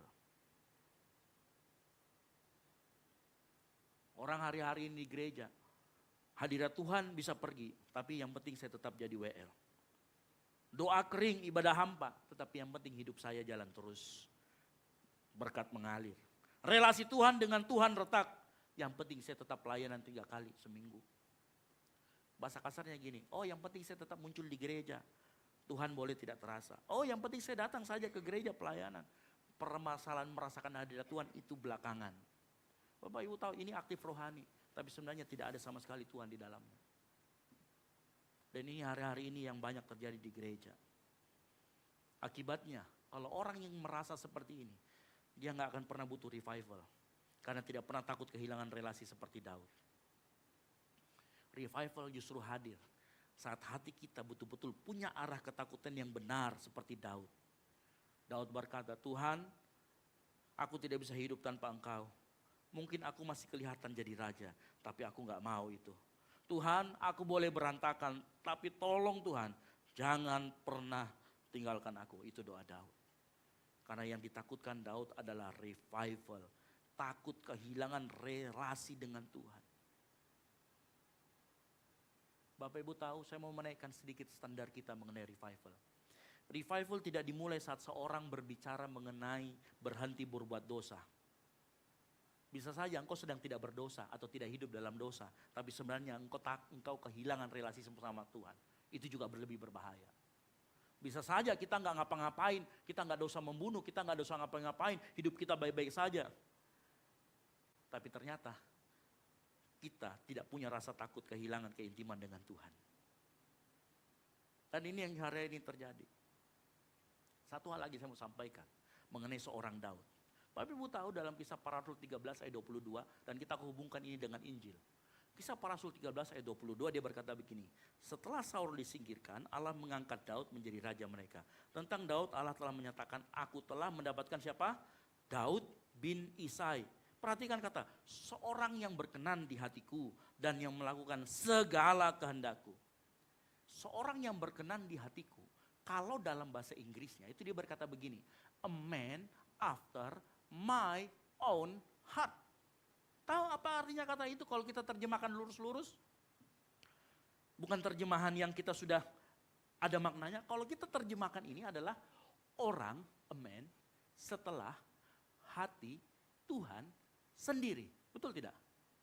Jadi dikatakan di sini artinya orang setelah hati Tuhan. Waktu saya mengerti ini, waktu saya belajar ini tentang Daud, saya baru mengerti betul-betul kenapa Daud dicap sebagai orang setelah hati Tuhan sendiri. Karena Daud sangat memperhatikan bagaimana relasinya dengan Tuhan. Dia mengutamakan relasinya dengan Tuhan lebih daripada apapun. Dan bukankah Yesus Kristus juga punya kekhawatiran, punya konsentrasi yang lebih tentang bagaimana hubungan kita dengan Bapa. Kenapa? Kalau dia tidak perhatikan hubungan kita dengan Bapa, dia gak mau turun datang ke dunia, selamatkan kau dan saya. Tapi karena dia memiliki concern yang sama, dia memiliki ciri khas yang sama seperti Daud. Daud memperdulikan bagaimana relasinya. Yesus memperdulikan relasimu dengan Bapa. Makanya dia turun berkorban buat kita semua. Daud sangat peduli dengan relasi dengan Tuhan. Dan bukankah Yesus mati di kayu salib? Karena dia mau relasi kita dengan Bapa dipulihkan. Dua-duanya sama concernnya. Makanya hatinya Daud gampang di revival. Saudara lihat benang merahnya Yesus Kristus dengan Daud? Melalui kematian Yesus, relasi kita dipulihkan. Itu artinya Tuhan sangat peduli dengan yang namanya relasi. Daud bisa melihat apa yang penting di hadapan Tuhan. Makanya disebut a man after my own heart. Dan Bapak Ibu sekalian dengar baik, para pemain musik panggil maju ke depan. Hari-hari ini Tuhan mencari Daud-Daud hal seperti ini. Dan saya berdoa Tuhan menemukan Daud-Daud itu di tempat ini. Di GBI Ukumene yang mengerti katakan amin. Bukan karena engkau lebih bersih. Tapi karena engkau takut kehilangan Tuhan. Lebih daripada apapun. Halo? Ya. Kesiapan hati akan revival. Dimulai saat seorang berkata, Tuhan tanpa engkau saya gak mau lanjut. Saul gak pernah bicara begitu. Daud berbicara itu, dia hancur hati. Karena dia apa? Dia lebih peduli sama relasinya dengan Tuhan ketimbang apapun juga. Dia tahu relasinya dengan Tuhan lah yang jauh lebih utama. Dia boleh kehilangan apapun. Tapi dia tidak mau kehilangan relasinya dengan Tuhan. Dan itulah yang Yesus lakukan untuk engkau dan saya di kayu salib. Dia memulihkan relasi kita dengan Bapa di surga. Makanya pagi hari ini coba. Ayo. Periksa hati kita. Kita ini orang Kristen Saul atau orang Kristen Daud. Dua-duanya sama hadir di gereja. Tapi dua-duanya nggak bisa kelihatan arah hatinya kemana. Bapak Ibu dengar baik. Revival selalu akan memurnikan. Dan saat dia memurnikan, dia akan menampakkan dosa-dosamu. Pada saat dosa-dosamu ditampakkan, apa yang kau paling takutkan? Hartamu kah? Jabatanmu, pangkatmu, kekayaanmu, posisimu? Takut tidak nilai rohani kah? Atau apa? Saya berdoa kita semua di tempat ini seperti Daud yang berkata, Tuhan jangan ambil rohmu daripadaku. Aku gak mau Tuhan pelayanan tapi aku gak ada rohmu di dalamku. Mau gak kita bicara seperti itu? Tuhan aku gak mau, Tuhan aku cuma bisa khotbah tapi gak ada roh Tuhan dalam diriku. Rasa takut kehilangan relasi dengan Tuhan akan membuat engkau hancur hati di hadapan Tuhan. Saat Tuhan tegur kamu, waktu Tuhan menampakkan dosa-dosamu, saat hatimu tahu, aduh Tuhan, aku gak mau takut, relasiku hilang sama Engkau Tuhan. Ambil semuanya, tapi jangan ambil rohmu daripadaku. Saya berdoa di tempat ini lahir orang-orang Kristen seperti Daud, yang hatinya betul-betul siap untuk di revival. Yang mengerti katakan amin. Yang mau hatinya di revival katakan amin. Mulai pagi hari ini coba terus berkaca dalam diri kita. Apa yang paling kita takutkan? Apa yang paling kita khawatirkan kalau dosa kita ditampakkan? Coba dengar baik-baik. Kalau engkau masih takut tidak nilai rohani, engkau masih takut dijauhi, mungkin kita masih seperti Saul. Tapi kalau engkau berkata, aku gak peduli dengan itu semua, aku akan tetap datang ke gereja meskipun orang bilangin saya dari belakang. Aku akan tetap datang terus ke hadirat Tuhan, minta ampun sama Tuhan, dan aku mohon supaya Tuhan tidak ambil rohnya daripada aku. Itu Daud yang Tuhan cari sekarang. Makanya suatu kali di dalam Mazmur ada nyanyian begini. Selain Kau tiada yang lain, hanya Kau milikku di surga. Sekalipun dagingku lenyap, hatiku lelah tak berdaya. Katakan ku sembah Engkau, ku sembah Engkau, Allah yang sanjung tinggi namamu di hidup Tuhan, tiada yang lain, hanya Kau satu di hati. Lagu ini ada di dalam Mazmur. Waktu saya cari tahu siapa yang karang lagu ini, ternyata bukan Daud. Tapi dimasukkan di dalam Mazmur. Tahu apa artinya? Waktu kita yakin Mazmur ini adalah pengilhaman dari Roh Kudus. Makanya Roh Kudus mulai lagu ini juga mau menyatakan, hei, yang harus engkau utamakan dalam hidupmu pada saat Tuhan menyingkapkan segala dosamu, bukan hartamu, bukan pangkat jabatanmu, tapi relasimu dengan Tuhan. Apa yang penting dalam hidupmu akan menunjukkan arah hatimu, ketakutanmu ada di mana. Makanya muncul lagu ini, Tuhan munculkan sebagai konfirmasi. Jadilah seperti Daud yang takut betul-betul kehilangan roh Tuhan. Yang takut kalau cuma datang ke gereja tapi dia gak merasakan apa-apa. Yang takut saat firman Tuhan diberitakan itu gak merubah hidupnya. Daud takut sekali seperti itu. Dan ini yang bisa merevival hati kita. Inilah kesiapan yang bisa kita lakukan untuk menyambut revival dari Tuhan. Yang mengerti katakan amin. Mari bangkit berdiri, kita nyanyikan pujian ini.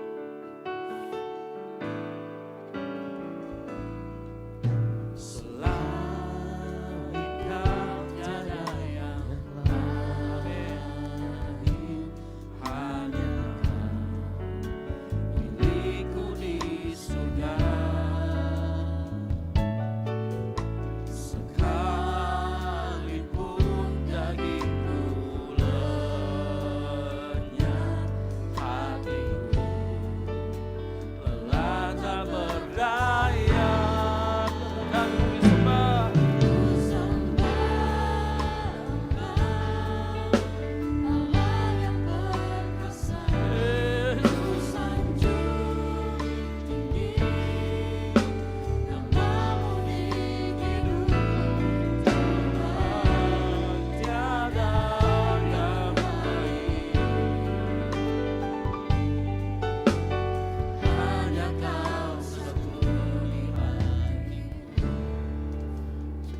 pagi hari ini.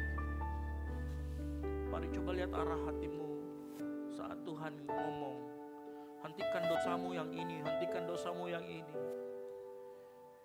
Saat itu disingkapkan apa yang menjadi ketakutan hati kita. Pagi hari ini kalau Tuhan ngomong, arah hatimu salah, maukah kita sama-sama bertobat di hadapan Tuhan? Mau kita sama-sama merendahkan diri di hadapan Tuhan. Kalau Tuhan tegur kita pagi hari ini bahwa arah hati kita salah selama ini, kita bukan takut kehilangan Tuhan, tapi kita takut kehilangan apa yang kita miliki. Kita gak pernah takut kehilangan siapa yang memegang kita. Kita takut kehilangan apa yang kita pegang. Coba pagi hari ini,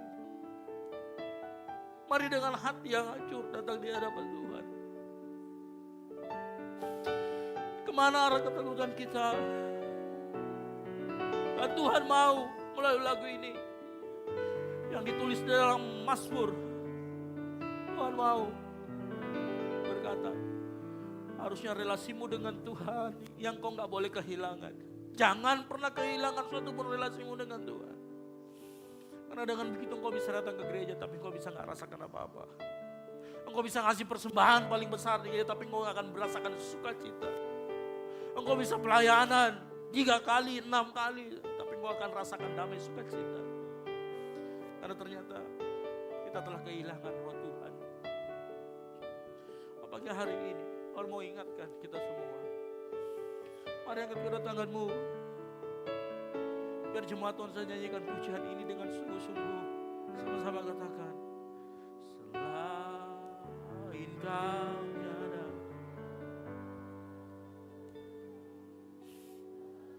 kau milik. Yes. Sekalipun dagingku lemah, hatiku tak berdaya, akan ku sembah Engkau, Allah yang berkuasa. Ku sanjung tinggi namamu di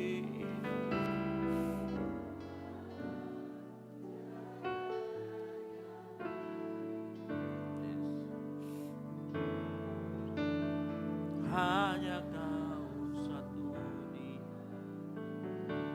Angkat tanganmu, katakan, ku sembah Tuhan, ku sembah Allah yang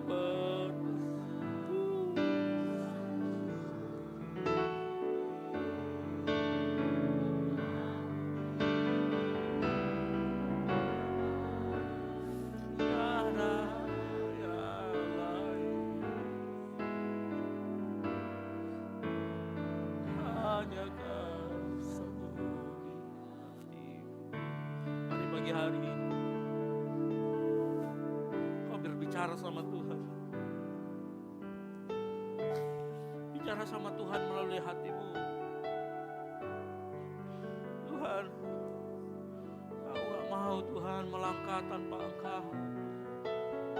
Aku takut kehilangan relasi dengan Engkau Tuhan.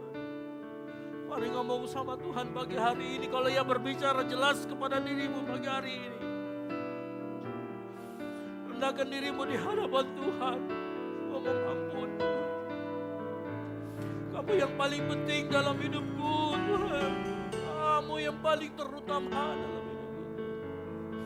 Ngomong sama Tuhan, aku takut kehilangan-Mu Tuhan, jauh lebih dari apapun. Aku takut Tuhan kehilangan-Mu. Tuhan lagi cari orang-orang seperti Daud. Tuhan lagi cari orang-orang yang hancur hati.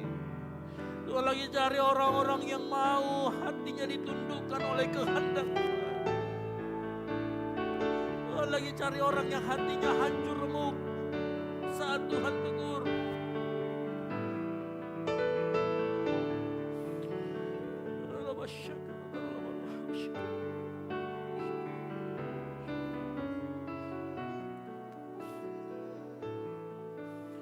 memiliki ketakutan seperti seorang anak yang takut melukai hati bapaknya.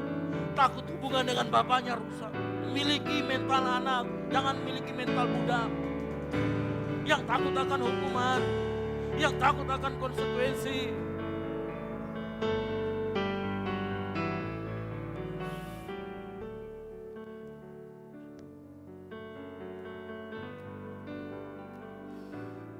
Ya hari ini Tuhan, lihat tangan-tangan yang terangkat Tuhan.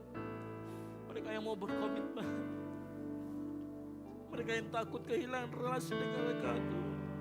Berbicara Roh Kudus dalam hati mereka, tunjukkan bahwa Kau berkenan kepada orang yang remuk hatinya di hadapan-Mu.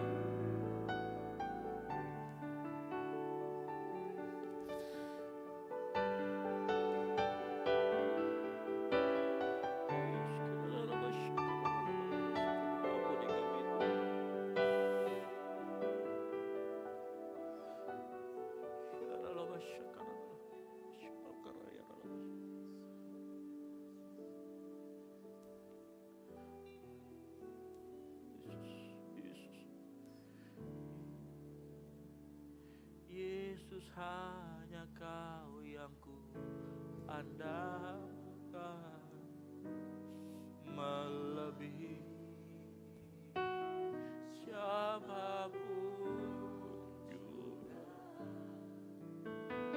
Yesus, hanya Kau yang ku percaya di setiap waktu.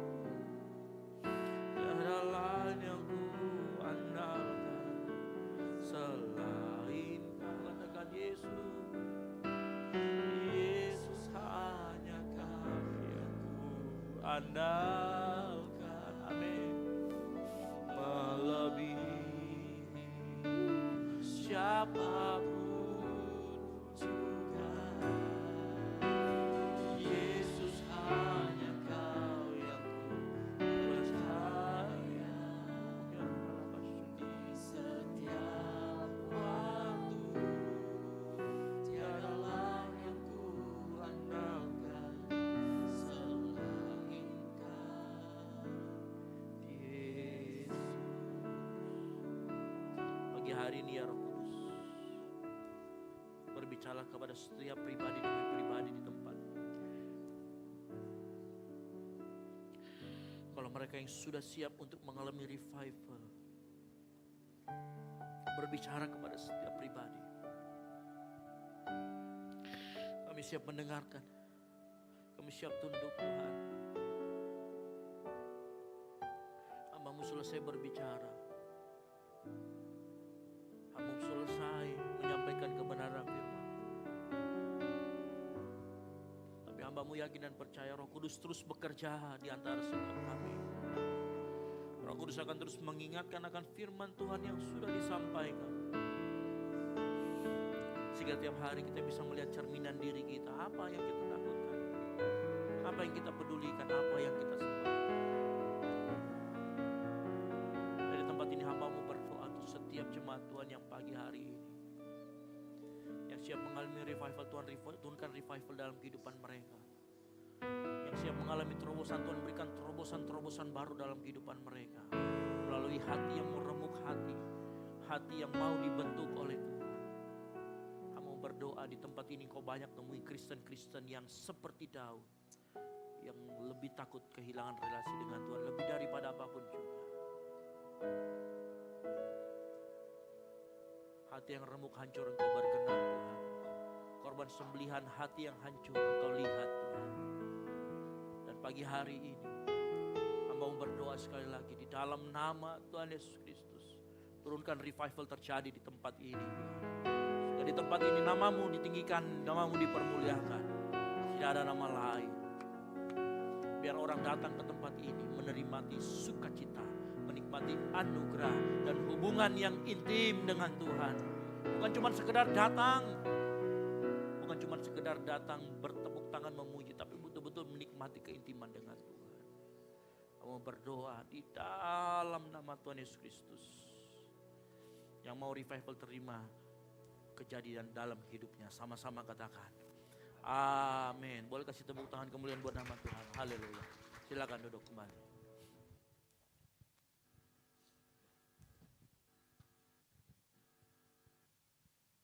Saudara kita diberkati pagi hari ini oleh kebenaran firman Tuhan, boleh lambaikan tangan kita. Kita semakin dan yakin dan percaya bahwa firman Tuhan semakin menguatkan kehidupan kita. Amin. Tiba saatnya kita akan membawa persembahan kita. Bapak Ibu jemaat yang dikasih Tuhan, di bagian belakang kursi, bagian depan kita ada amplop persembahan. Di setiap bulan di minggu kedua kita ada tambahan satu amplop persembahan, yaitu amplop misi yang berwarna orange. Jadi untuk amplop yang pertama diperuntukkan untuk operasional pastori, untuk yang amplop yang kedua untuk kas gereja, dan untuk amplop yang ketiga untuk kas misi. Dan juga ketika mengantarkan atau memberikan persembahan, di bagian atas kotak persembahan terdapat ayat Alkitab. Untuk Bapak Ibu jemaat yang dikasih Tuhan yang belum sempat mengambil ayat Alkitab di awal tahun, boleh mengambilnya dan boleh menjadikan rema untuk perjalanan kehidupan kita sepanjang tahun 2026. Amin. Mari sama-sama yang sudah mempersiapkan amplop persembahan, kita angkat amplop persembahan kita berdoa bersama-sama. Kami bersyukur untuk segala kebaikan dan anugerah-Mu Tuhan. Terima kasih buat hari ini, terima kasih buat kebenaran firman Tuhan. Dan saat ini kami akan bawa persembahan kami. Kami percaya Tuhan semakin lebih lagi apa yang Tuhan kerjakan dalam kehidupan kami. Bahkan setiap jemaat-Mu yang akan mengambil ayat emas di tahun 2026 ini Tuhan, kami percaya menjadi rema dalam kehidupan kami Tuhan, dan membawa kehidupan kami semakin dekat dengan Engkau. Terima kasih Bapa. Kami siap memberi di dalam nama Tuhan kami Yesus Kristus. Kami bersyukur. Haleluya. Amin. Persembahan akan diberikan mulai dari sebelah kiri, tengah dan kanan, dan mengikuti arahan daripada Asyar. Selamat memberi, Tuhan Yesus memberkati kita semuanya.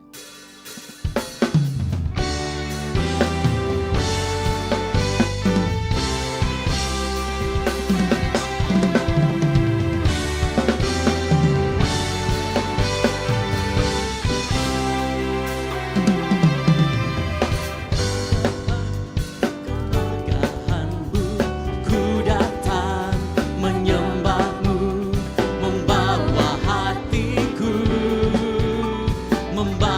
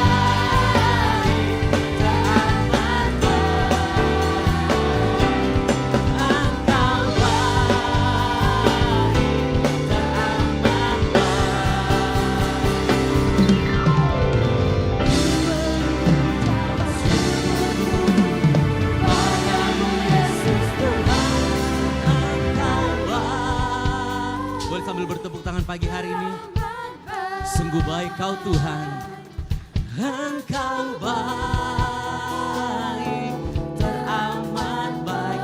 Lebih lagi katakan Kau baik Tuhan.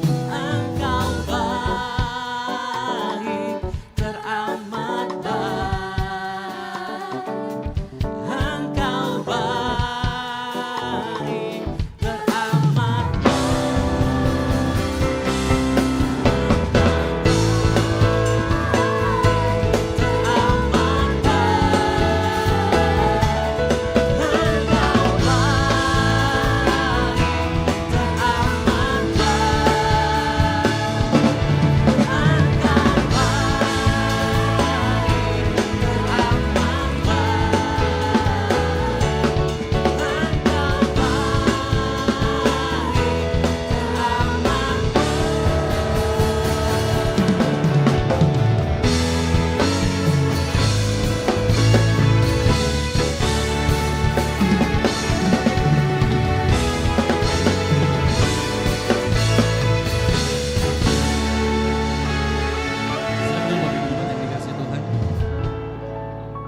Tiba saatnya kita akan mendengarkan pengumuman sepekan. Pada tim multimedia dipersilakan. Shalom jemaat yang dikasihi Tuhan, berikut beberapa informasi kegiatan GBI Oikumene selama 1 minggu ke depan. Doa pelayan dan puasa akan diadakan pada hari Sabtu pukul 6 sore bertempat di gereja. Gladi bersih untuk ibadah raya pertama akan diadakan pada hari Sabtu pukul 7 malam, ibadah raya 2 pada hari Minggu pukul setengah 3 sore, dan gladi bersih untuk ibadah raya ketiga akan diadakan pada hari Sabtu pukul 10 pagi. Ibadah raya Minggu diadakan sebanyak 3 kali, yaitu pukul 9 pagi, pukul setengah 5 sore, dan pukul 7 malam. Ibadah raya yang pertama dan yang kedua akan disertai ibadah anak sekolah minggu. Ibadah-ibadah ini dapat disaksikan secara online melalui live YouTube GBI Oikumene. Bagi saudara-saudari yang ingin mendapatkan dukungan doa, silakan menghubungi nomor berikut. Pondok Daud akan diadakan setiap hari Selasa dan Jumat pukul 3 sore bertempat di ruang sekolah minggu. Bagi jemaat Tuhan yang berkerinduan untuk didoakan, silakan mengisi form pokok doa yang telah disiapkan. Mari tetap saling menopang dalam doa-doa kita kepada Tuhan. Bagi saudara-saudari yang membutuhkan layanan konseling, penyerahan anak, dan pernikahan, silakan menghubungi nomor berikut. Baptisan akan diadakan pada minggu terakhir setiap 3 bulan sekali. Bagi saudara sekalian yang membutuhkan layanan baptisan, silakan menghubungi nomor berikut. Persembahan persepuluhan dan persembahan lainnya dapat ditransfer melalui rekening BCA dengan nomor 7993 111 777 atas nama GBI Oikumene. Jangan lupa untuk mencantumkan keterangan untuk setiap persembahan yang diberikan. Perpuluhan yang jemaat Tuhan berikan akan dipergunakan seluruhnya untuk pekerjaan Tuhan di tempat ini dan akan dilaporkan secara periodik serta terbuka kepada jemaat Tuhan sekalian. Bagi Bapak Ibu jemaat Tuhan dan saudara sekalian yang rindu untuk melayani Tuhan, silakan mengisi formulir dengan cara scan barcode berikut atau menghubungi nomor berikut. Mari memakai waktu dan talenta yang Tuhan beri bagi kemuliaan namanya. Demikian informasi mengenai kegiatan GBI Oikumene selama sepekan. Selamat hari Minggu, Tuhan Yesus memberkati.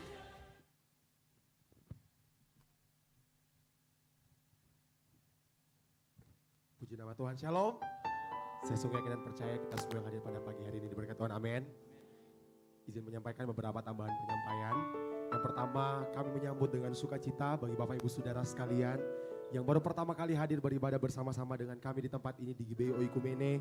Selamat datang dalam keluarga besar GBI Oikumene. Senang sekali boleh berjumpa, beribadah bersama-sama dengan Bapak Ibu Saudara sekalian. Di samping kiri kanan Bapak Ibu Saudara sekalian ada para pelayan asar yang bawa form selamat datang. Bagi Bapak Ibu Saudara sekalian yang baru pertama kali hadir, jangan ragu-ragu untuk diambil. Silakan diambil formnya, boleh diisi. Dan juga para pelayan asar membawa form pokok doa. Bagi Bapak Ibu Saudara sekalian yang ingin didoakan, boleh segera diambil. Apapun bentuk kerinduan Bapak Ibu Saudara sekalian yang ingin didoakan, boleh juga diambil. Dan setelah mengisi form selamat datang dan pokok doa, boleh kembalikan kepada pelayan asar dan akan ditukarkan dengan souvenir yang sudah disiapkan oleh gereja. Untuk penyampaian berikutnya, untuk selama sepekan belum ada kegiatan rutin yang akan dilaksanakan di tempat ini. Namun ada menara pondok doa yang terus akan dilaksanakan di tempat ini pada setiap hari Selasa dan Jumat di jam 3 sore. Bagi Bapak Ibu Saudara sekalian yang rindu untuk sama-sama kita berdoa di tempat ini, boleh hadir di tempat ini pada pukul 3 sore di setiap hari Selasa dan Jumat. Berikutnya, saya menyampaikan kepada Bapak Ibu Saudara sekalian, kita mau bersama-sama berdoa.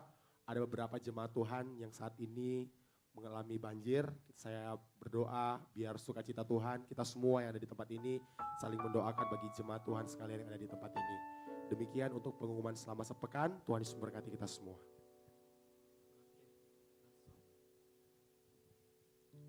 Saja kita akan mengakhiri ibadah kita di saat siang hari ini dengan kasih Kristus kita bangkit berdiri bersama-sama. Biarlah segala kebaikan dan kemurahan-Mu Tuhan terjadi atas kehidupan kami. Walau sumber segalanya atas kehidupan kami Bapa. Terima kasih Yesus.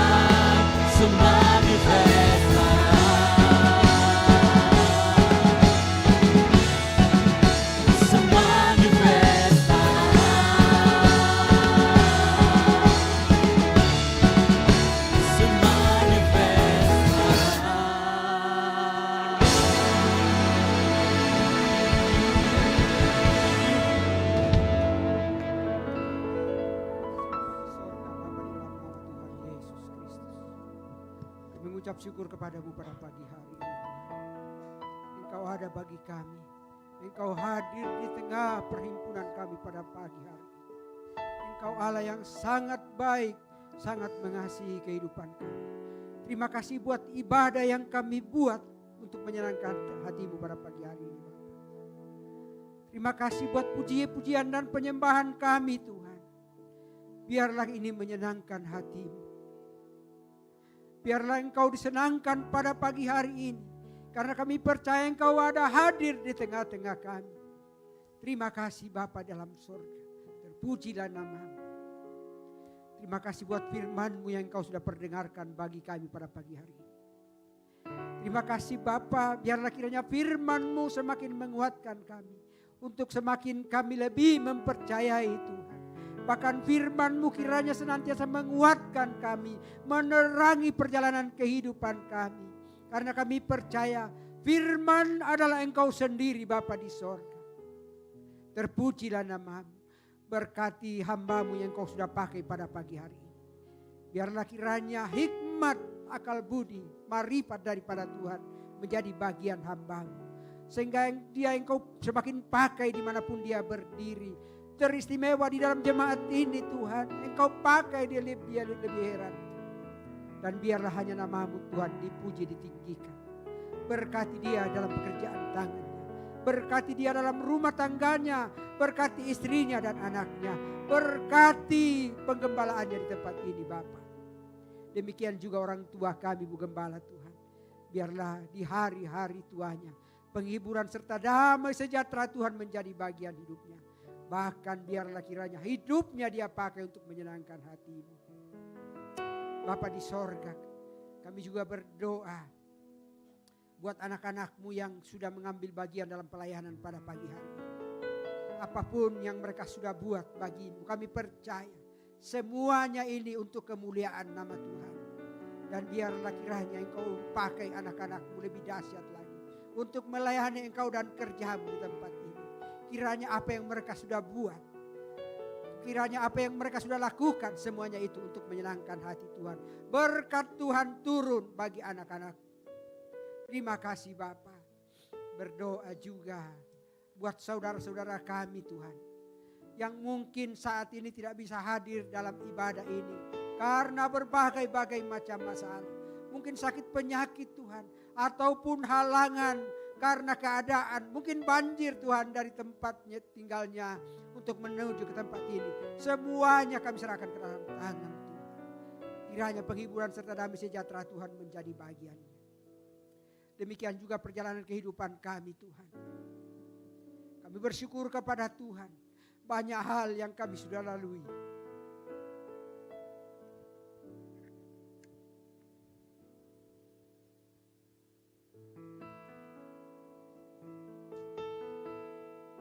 Banyak tantangan yang kami hadapi Tuhan. Teristimewa keluarga hamba-Mu yang berdosa. Kami tetap bersyukur kepada Tuhan. Kami percaya Tuhan tidak pernah meninggalkan kami. Kami percaya bahwa ada rencana Tuhan yang dahsyat yang kami boleh alami dalam kehidupan kami. Terima kasih Bapa. Dan mungkin juga banyak keluarga-keluarga yang menghadapi banyak masalah. Satu hal yang kami percaya, bahwa Tuhan yang kami sembah, Tuhan yang tidak pernah meninggalkan kami. Tuhan yang kami imani, Tuhan yang tidak pernah mengecewakan. Tapi Tuhan yang kami sembah, Tuhan yang akan menopang perjalanan kehidupan kami. Sepanjang tahun 2026 yang kami hadapi. Kami tidak akan takut dan kami tidak akan gentar. Karena kami percaya perjalanan kami adalah perjalanan di mana Allah akan memegang tangan kanan kami, membawa kami, dan kami akan menikmati perjalanan kehidupan.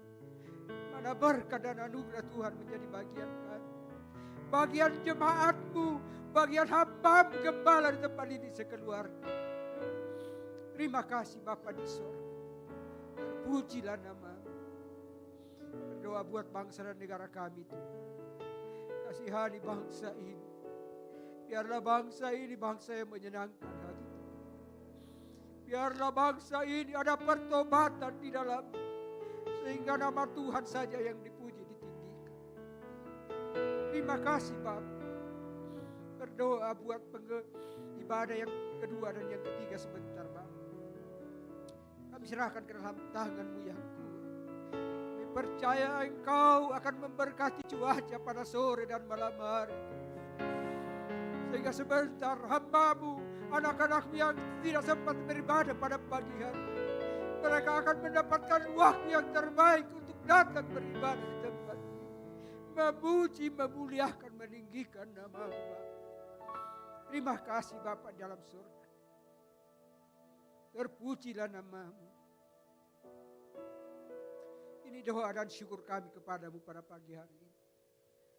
Sempurnakanlah, biarlah semuanya ini menyenangkan hati. Di dalam nama Tuhan Yesus Kristus kami sudah berdoa dan mengucap syukur. Di dalam nama Tuhan Yesus Kristus kami berdoa seperti yang diajarkan Tuhan Yesus kepada kami. Bapa kami yang di sorga, dikuduskanlah nama-Mu, datanglah kerajaan-Mu, jadilah kehendak-Mu seperti di surga. Berikanlah kami pada hari ini makanan kami yang secukupnya, dan ampunilah kami akan kesalahan kami, seperti kami juga mengampuni orang yang bersalah kepada kami. Dan janganlah membawa kami ke dalam pencobaan, tetapi lepaskanlah kami daripada yang jahat. Karena Engkaulah yang punya kerajaan dan kuasa dan kemuliaan sampai selama-lamanya. Mari kita angkat kedua tangan kita terima berkat dari Tuhan. Tuhan memberkati engkau dan melindungi engkau. Tuhan menyinari engkau dengan wajah-Nya dan memberi engkau kasih karunia. Tuhan menghadapkan wajah-Nya kepadamu dan memberi engkau damai sejahtera. Penyertaan-Nya akan selalu sempurna dalam sekolahmu, dalam kuliahmu, dalam pekerjaanmu, dan dalam rumah tanggamu. Oleh karena itu pulanglah, jadilah garam dan terang sehingga Injil diberitakan melalui hidupmu. Dan biarlah anugerah dari Allah Bapa, keselamatan di dalam Kristus Yesus, dan penyertaan yang manis oleh Roh Kudus menyertai kita semua mulai dari saat ini sampai dengan Maranatha. Tuhan Yesus datang kembali menjemput kita semua di awan-awan permai. Sebab bagi Dialah segala kehormatan, kemuliaan sampai selama-lamanya. Yang diberkati Tuhan, sama-sama katakan amin. Selamat hari Minggu, Tuhan Yesus memberkati, dan silakan mengambil satu doa sejenak.